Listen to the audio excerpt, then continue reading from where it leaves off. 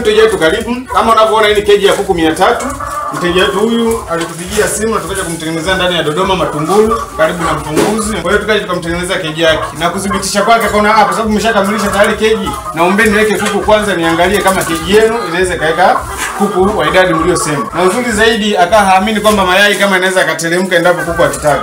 Mungu Sasumani ameweka kuku ndani ya muda mchache, lakini yai limeweza kutagwa kama unavyoliona. Mulika yai. Yai hili hapa. Kuku ameweza kutaga yai tayari na limeshaweza kushuka kutoka kwa juu limetua hapa chini. Kwa hiyo hata wewe mteja wetu, ujue kuna watu wengi wanapenda kufuga lakini wanawaza kwamba sasa katika ufugaji huu mimi niko busy na kazi.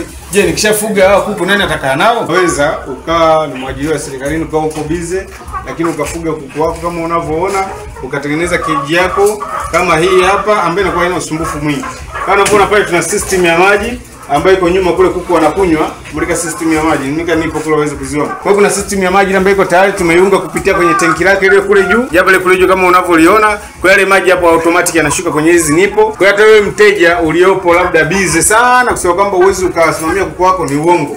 Ukishatengeneza keji zetu sisi utaweza kuhudumia kuku wako vizuri bila shida. Kwa sababu unaweza kuweka chakula asubuhi, kuweka maji asubuhi, kaenda kazini kwako mpaka jioni unaporudi, unakutana na kuku wako wanaendelea vizuri kabisa kwa sababu unakuta chakula hawajamwaga, chakula anakula akishiba, wanakiacha, atakayekuwa na njaa tena ataendelea kula. Ndio maana mfumo wetu tutakwambia ni rafiki na ni rahisi kwa mfugaji wa aina yoyote ile.